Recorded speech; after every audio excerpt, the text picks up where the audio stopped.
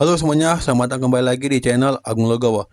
Di video kali ini kita masuk di materi baru. Nah, sekarang kita akan masuk di materi selanjutnya, riset kompetitor. Nah, jadi riset kompetitor ini sangat penting teman-teman ya, apalagi untuk kita untuk menjalankan bisnis. Karena pada dasarnya yang punya bisnis seperti kita kan bukan cuma kita aja, di luar sana tuh banyak yang bisnis sama seperti kita. Nah, cuman tantangan kita adalah bagaimana caranya agar kita bisa jadi pemenang di antara pesaing-pesaing kita. Nah, langsung ke materinya.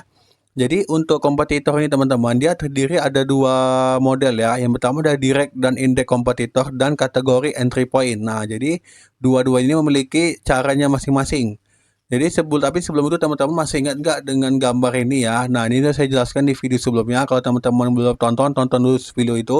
Kalau udah tonton, baru teman-teman masuk ke sini. Nah, jadi ini adalah kategori perceptive target. Nah, jadi relevan dengan Messi in the middle. Nah, tapi sebetulnya teman-teman ya, karena faktanya menganalisis produk dan harga kompetitor saja nggak cukup. Kenapa begitu? Karena kita juga perlu paham nih, bagaimana cara kompetitor melakukan promosi, apa trigger yang sering diberikan, terus apakah ada momen tertentu yang memantik konsumen untuk eksplorasi dan memutuskan membeli suatu produk, apa saja aspek menimbulkan persepsi positif negatif tentang suatu produk. Nah, itu sangat penting teman-teman ya. Kita jangan cuma lihat, oh kompetitor ini dia menjualnya seperti ini. Jangan, kita lihat juga produk kita tuh gimana, dari perilaku konsumen, terus apa aja yang masalah-masalah atau impresi ya yang bisa memberikan positif atau negatif tentang suatu produk itu penting juga. Karena kita percuma teman-teman, kita riset kompetitor, kita capek-capek ini tapi yang mau kita riset ini produknya aja juga nggak jelas gitu kan, percuma, sama-sama aja buang-buang waktu namanya kan. Nah,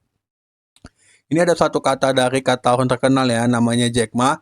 Identifikasi kelemahan dan kelebihan pesaing untuk menemukan cara untuk membangun keunggulan kompetitif Anda sendiri. Nah, jadi dia memberikan sebuah statement ya, bagaimana kita harus bisa mengidentifikasi nih kelemahan dan kelebihan pesaing kita atau kompetitor untuk menemukan cara untuk membangun kelebihan dari produk kita sendiri. Dengan kita tahu kelemahannya kompetitor, kita tahu bagaimana sistem penjualan mereka, bagaimana sistem promosi mereka, itu bisa menjadi nilai plus bagi kita. Oh, kita bisa menggunakan kekurangan itu untuk menjadikan kelebihan kita. Nah, jadi di sini teman-teman ada dua jenis ya, direct dan indirect kompetitor. Jadi kompetitor ini adalah brand yang bermain di kategori yang sama dengan brand kita. Saya kan contoh saya bisnis sepatu nih, saya pasti ada saingan dong orang yang bisnis sepatu juga. Nah, saya dan dia itu kan berbeda kan, kami kan punya ciri khasnya masing-masing.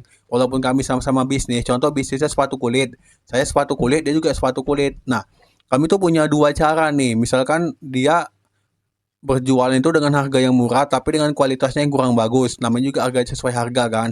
Sementara saya menjual harga yang mahal tapi dengan kualitas yang sangat bagus. Tapi kan harganya pasti lebih mahal, berbeda harganya kan. Nah, kita memiliki kelebihan masing-masing. Nah, itulah yang penting harus kita pelajari teman-teman. Nah, tapi di sini setidaknya ada dua jenis kompetitor. Nah, di sini namanya direct kompetitor adalah brand yang memiliki produk serupa dan menargetkan segmentasi target konsumen yang sama. Nah, contoh direct kompetitor ini kayak ini ya, kayak brand fashion. Di sini ada Gucci, ada Chanel, ada Boss, ada Prada, ada apalagi WTF. Nah, ini kan brand-brand dari apa ya? Barang-barang fashion atau pakaian yang terkenal. Nah, mereka ini sama nih produknya. Produknya itu adalah pakaian, tali pinggang, kaos kaki, kemeja, jaket. Nah, mereka ini kan punya keunggulan masing-masing kan dibandingkan yang lain. Mereka sama, pasarnya sama, konsumennya sama. Cuma mereka harus mempunyai kelebihan dan kekurangannya masing-masing.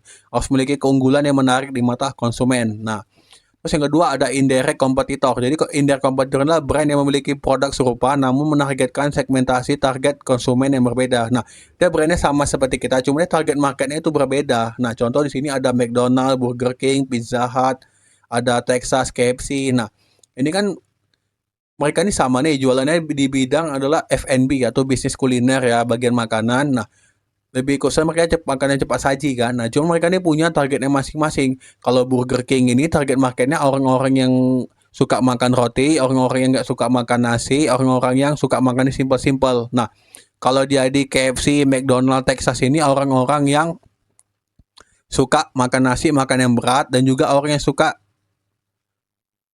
kalau dibilang itu dia kayak ini ya, kayak makan makanan yang berat juga satu, yang kedua dia suka makan makanan orang yang cepat saji. Nah, itu kan kalau dia McDonald, KFC dan Texas, dia bervariasi gitu. Nah, kalau Pizza Hut ini kan orang-orang yang suka kemewahan. Oh, dia makan pizza di ini, dia makan pizza, dia suka ini kan dia tentang kemewahan. Nah, dia memiliki produknya sama, cuma dia namun menargetkan segmentasinya juga yang berbeda, target konsumennya berbeda. Nah, itu yang disebut dengan indirect kompetitor. Nah, terus di sini apa saja informasi tentang kompetitor yang harus kita kumpulkan. Nah, jadi informasinya itu macam-macam teman-teman ya. Di sini saya buat ada 5 data. Yang pertama ada produk. Jadi apa saja produk yang dijual kompetitor. Kita harus pahami nih apa saja sih produk-produk yang dijual kompetitor. Nah, misalnya ada sepatu nih, sepatu kan beda-beda tuh. Ada variannya sepatu apa, sepatu kulit, sepatu olahraga, sepatu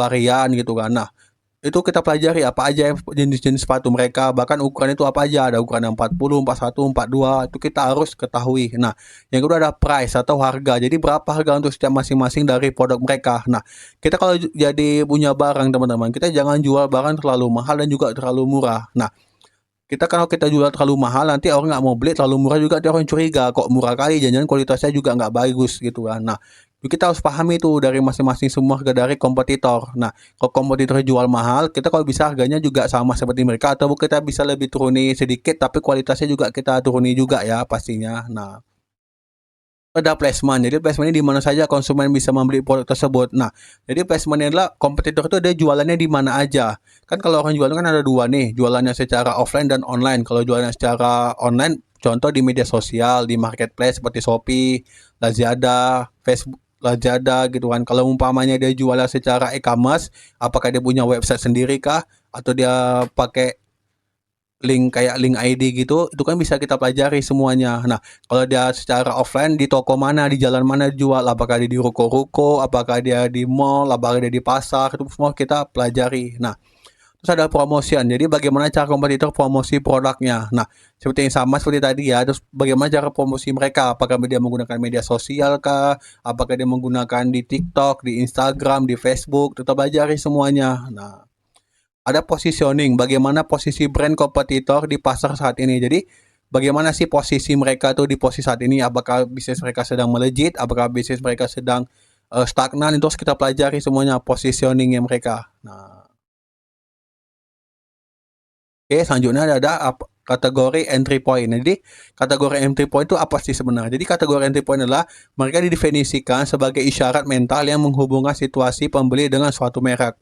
Karena pada dasarnya mereka adalah situasi kebutuhan waktu atau tempat yang terlintas dalam pikiran konsumen mendorong mereka untuk memikirkan kategori produk tertentu. Dan idealnya merek tertentu dalam kategori tersebut. Nah, jadi kalau misalnya kategori entry point itulah kita punya barang, kalau barang kita ini untuk selalu diingat dalam situasi tertentu. Contohnya di sini ya, seperti di Coca-Cola. Nah, ini kan Coca-Cola ini kan dia minuman untuk identik dengan nongkrong ya. Jadi kalau misalnya orang nongkrong itu nggak tepat kalau nggak ada Coca-Cola gitu. Nah, dia membuat kalau dia ini seakan-akan harus ada di tempat kongkrongan. Dia harus membuat tempat-tempatnya selalu ada tempat di kongkrongan. Jadi setiap kongkrongan, setiap orang kumpul, setiap ada acara harus wajib ada Coca-Cola. Karena kan pasti orang mengingat nih, oh kalau kita mau ngumpul nih, oh kita mana minuman kita nih. Nah, orang pasti ingat minuman kan. Minuman yang diingat pasti Coca-Cola. Nah, itu adalah dari cara mereka, dari cara di entry point mereka, pemasaran entry point mereka. Nongkrong, bahkan slogannya teman-teman bisa baca ya, nongkrong ya Coca-Cola time. Jadi waktunya nongkrong ya pastinya harus ada Coca-Cola. Nah, jadi kita langsung praktek aja ya untuk analisa kompetitor ini. Nah, teman-teman udah tinggal download aja teman-teman. Ada saya buat di linknya di bawah, teman-teman download, teman-teman pelajari buat dengan brand teman-teman. Di sini aku membuat brand aku ya seperti seblak pedas gila. Nah, jadi di sini aku langsung buka Google Gemini, aku langsung buka pilih deep research seperti biasa ya. Oh, nggak usah deep research pun juga bisa kok. Nah, oke. Di sini aku izin, di sini aku masukkan ya untuk positioning punya saya. Ini kan punya saya nih. Teman-teman tinggal ikuti aja teman-teman buat. Oke. Oke, belum masuk ya. Kita ulangi lagi. Oh, udah. Nah, aku buat di sini ya.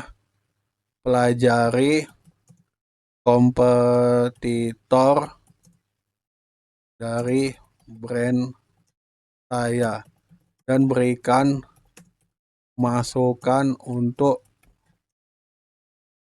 produk saya gitu aja. Ini share gampangnya aja ya teman-teman, bisa langsung kalau teman-teman ada penambahan atau teman-teman ada oh ini kurang tepat nih, teman-teman silakan aja buat sendiri ya. Nah, karena saya juga nggak ngajar itu nggak 100% kali ya, karena kalau saya semua saya kasih teman-teman nanti kurang kreatif nanti yang ada. Nah, Di sini langsung memberikannya isi-isinya.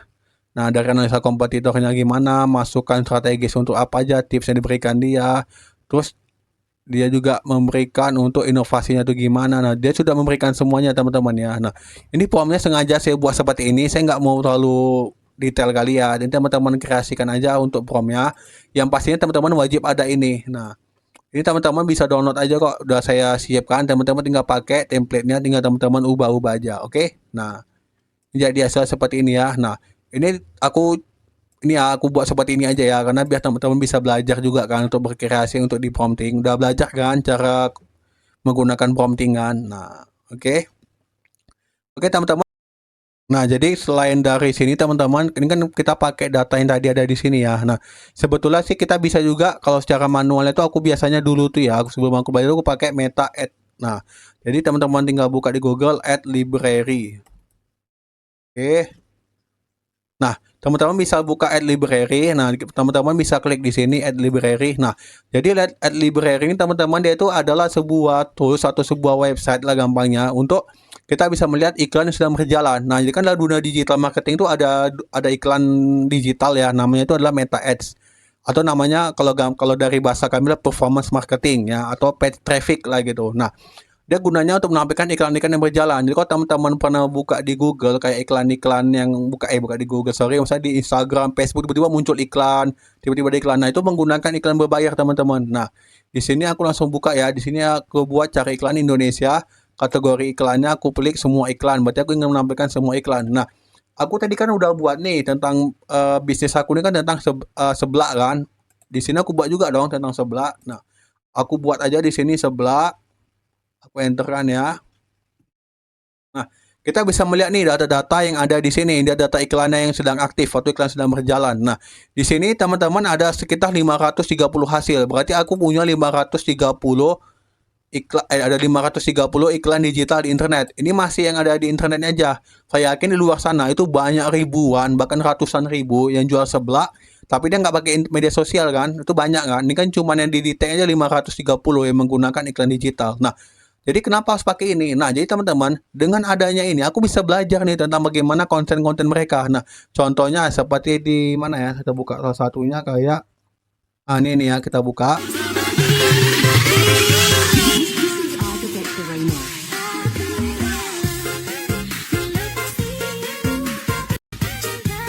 Nah, aku bisa tahu nih dari sini aku pelajari. Oh, ternyata kompetitor aku tuh ada yang buat sebelahnya dia pakai mangkok seperti ini ya. Ini kan ada mangkoknya nih. Berarti aku bisa nih buat untuk nambahkan ciri khasku. Nah, contoh yang lain, misalnya aku buat kayak mana lagi sebelah ya. Nah, ini udah buat nih ya. Bahkan nih mereka nih saja dari brand mereka nih ya, mereka udah buat pakai ide kemasannya seperti yang ku ajari kemarin kan. Nah, sama ya. Kita udah belajar juga kan cara membuat ide kemasannya. Nah, jadi di sini contoh aku buat nih. Karena banyak yang kangen aku makan lalapan sama sambal terasi lagi. Oke, aku kabulin. Yang pertama ada kecipir. Bismillahirrahmanirrahim. Oh, ini nggak nyambung. Sorry.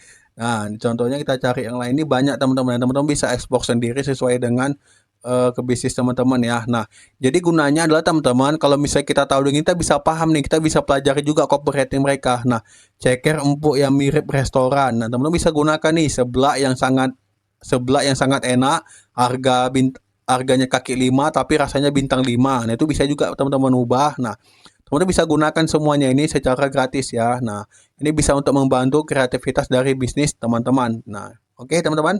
Sekian video kali ini, kita sampai jumpa di video selanjutnya ya. Teman-teman kalau ada yang kurang paham, teman-teman boleh tanya di komentar. Kalau teman-teman suka video ini, teman-teman bisa like dan share video ini kalau teman-teman merasa video ini bermanfaat. Oke, kita sampai jumpa di video selanjutnya.